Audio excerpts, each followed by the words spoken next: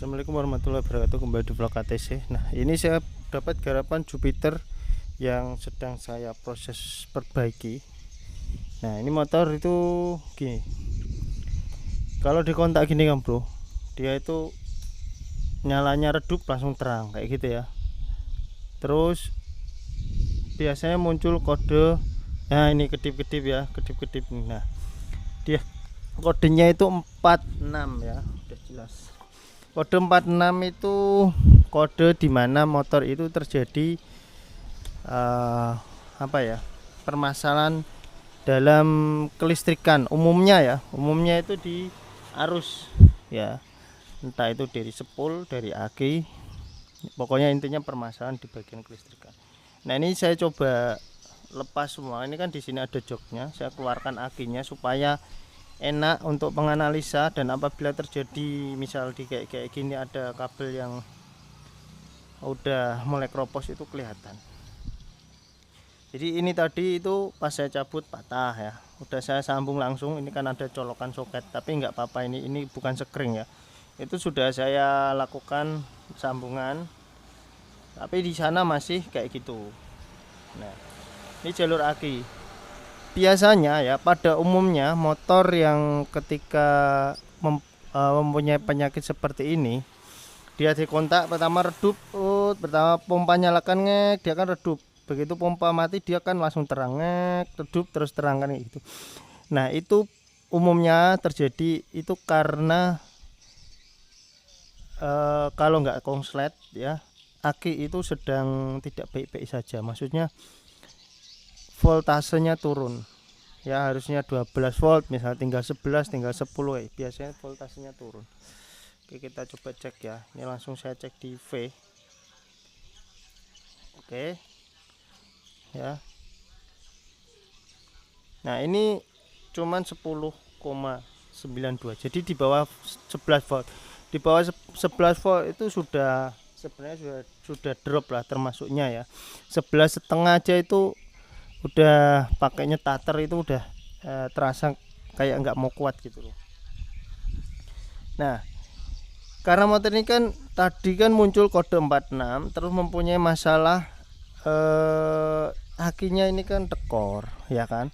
Jadi ini analisaku sementara ya, analisaku. Jadi kemungkinan besar motor ini tuh mempunyai penyakit di arus sebelum aki. Kenapa saya bilang gitu? Karena akinya terbukti drop di sini Kang Bro. Jadi akinya itu strumnya itu berkurang, ya kan.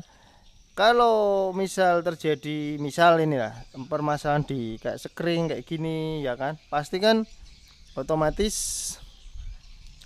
aki itu strumnya masih ada ya kan, dan di atas itu nggak akan terjadi redup. Ataupun misal baut di sini kendor, kita kencengin kan pasti dia dikontak langsung terang. Nah, ini redup dulu. Dan motor ini tuh susah hidup, bahkan kalaupun mau hidup itu merebet. Nah, perlu diketahui ya, mungkin video ini banyak teorinya daripada prakteknya ya.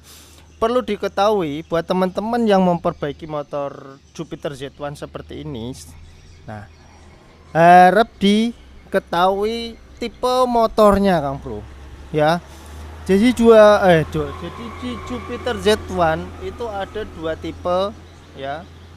Ada yang 1 DY keluaran awal dan 2 SU. Nah, kedua motor ini tuh mempunyai perbedaan Kang Bro. Kalau yang 1 DY itu dia tanpa kapasitor, sedangkan 2 SU itu menggunakan kapasitor. Nah, perbedaannya apa? Jadi kalau di 2 SU itu ada kapasitor di sini apa di sini lupa. Di sini kalau nggak salah, di bagian area sini yang bulat itu kan kapasitor itu ada. Nah, sedangkan ini kan nggak ada. Berarti kemungkinan besar motor ini tuh tipenya 1 DY. Sebenarnya perbedaannya lagi banyak sih, kayak TPS-nya udah berbeda, terus full pump berbeda, kiprok juga berbeda. Nah, intinya yang paling simpel itu nggak ada kapasitor. Nah, kalau yang 1 DY tanpa kapasitor seperti ini, itu motor ketika akinya drop kayak gini, ini kan dia aki di 10 volt ya, aki drop kayak gini itu memang berbet, pasti terjadi berbet. Sedangkan kalau 2 SU yang menggunakan kapasitor Jangankan aki tekor, tanpa aki aja dia masih bisa hidup normal ya, walaupun harus diengkol. Nah itu perbedaannya. Jadi yang 1DY itu wajib menggunakan aki dan akinya wajib fit. Kalau aki drop motor itu nggak bisa. Ya gampangnya itu keseluruhan mesin ya, pengapian, injektor, full injeksinya itu disuplai oleh aki ya, disuplai oleh aki. Nah terus aki diisi oleh kiprok dan sepul, jadi full aki, beda dengan motor karburator ya.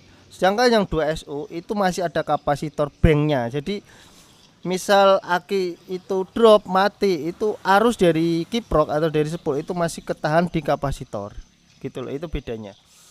Nah lu intinya gimana nih ya, jadi motor ini kan drop ya tadi ya, akinya terbukti drop. Jadi kode 46 itu ketika aki itu drop itu nggak akan bisa hilang ya, perlu diketahui. Kalau akinya drop, rusak, sepul rusak, kiprok rusak, itu kode 46 itu nggak akan bisa hilang, dia tetap kedip-kedip.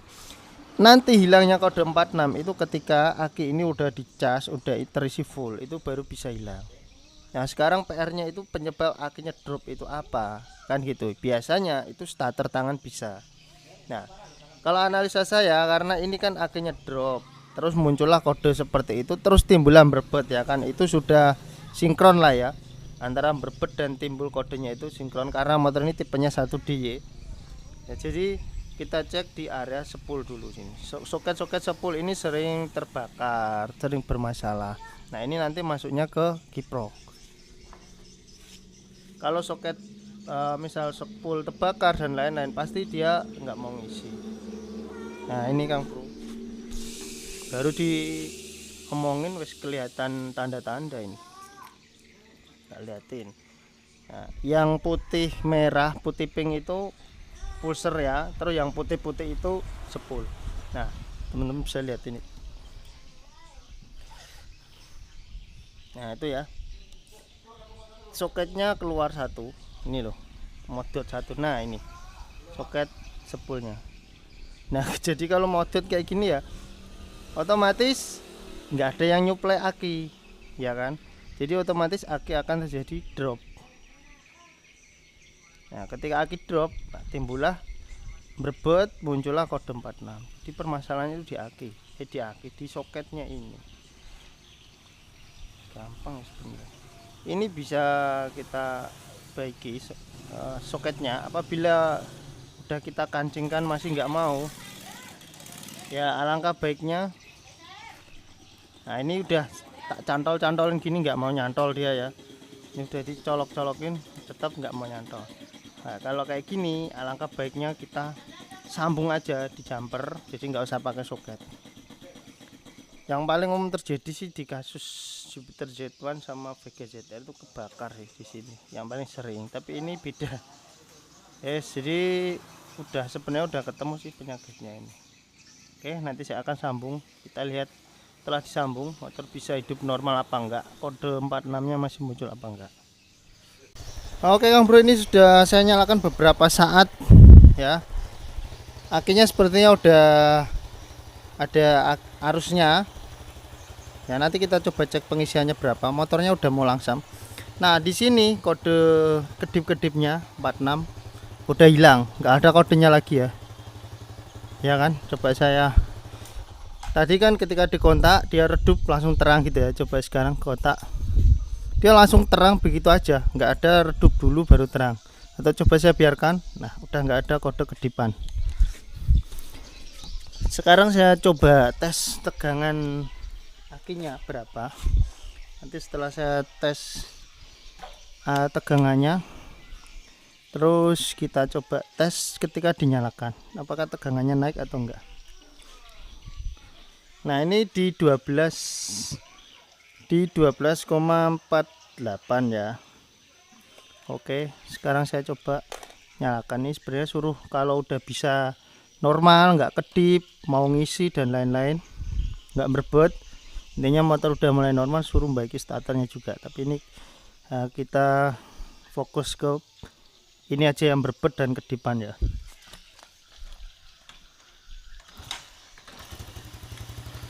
Nah ini udah hidup, motor udah langsam, udah enak, tadinya nggak mau langsam kok motornya. Memang motor ketika ada problem di kelistrikan ya, itu memang rata-rata dia langsamnya susah. Oke ya, lihat ini. Nah, angka menunjukkan di 13, aduh. Dus. Iya apa? Backlight di sini tempat bengkelku terlalu terang banget, Kang Bro. Ah. Sing peteng ning ndi to iki? Nah, itu kelihatan enggak itu? Alah. Podoe peteng, di bawah sini aja ya.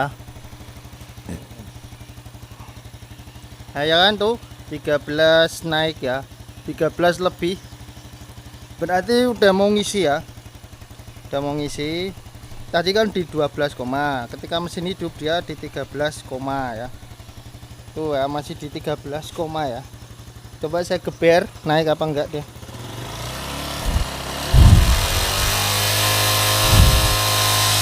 Oke. Pas digeber dia mendekati di 14-an. 13,50 sekian gitu ya, hampir di 14. Jadi untuk pengisiannya ini udah bagus ya. Memang rata-rata pengisian di Yamaha seperti ini itu di 13,5 lah, 13,5. Kalau motor jalan biasanya ya pakai RPM itu di 14-an lah, mentok 14,5 itu udah mentok. Jarang-jarang sih, rata-rata memang di 13 sampai 14. Oke, jadi untuk pengisian ini udah normal, motor udah nggak berbet ya, lihat ya. Nah ya kan, di player udah enak. Nah oke, jadi permasalahannya simple ya, permasalahan simple. Kedipannya itu karena kabel di area spol yang bermasalah, tapi ya terlihat simple. Memang kalau udah tahu kayak gini, oh cuman itunya ya mas, cuman itunya aja gitu. Nah kalau kita minta upah mahal dikira kok gampang gitu, padahal ya pengerjaannya rumit, kita harus bongkar semua, ngecek dan lain-lain. Tapi kalau udah punya pengalaman seperti ini, insya Allah mudah. Nah ini bisa dideteksi dari akinya drop enggak ya kan. Misal aki enggak drop, berarti kemungkinan besar masalah bukan di spool atau kiprok, bisa aja di kabel beban. Contohnya dari sekring ini yang menuju ke lampu-lampu dan lainnya itu mengalami konslet, itu juga bisa menimbulkan kode mil 46. Oke, ini udah saya solderin, solder, sambung tambah solder. Sekarang ini tadi yang tadinya colokan saya langsungin juga, udah saya solder. Tinggal saya rapikan motornya, insya Allah udah beres. Tinggal saya mau memperbaiki starternya. Gitu aja, jangan lupa di like, subscribe. Terima kasih udah menonton dari awal sampai akhir. Wassalamualaikum warahmatullahi wabarakatuh.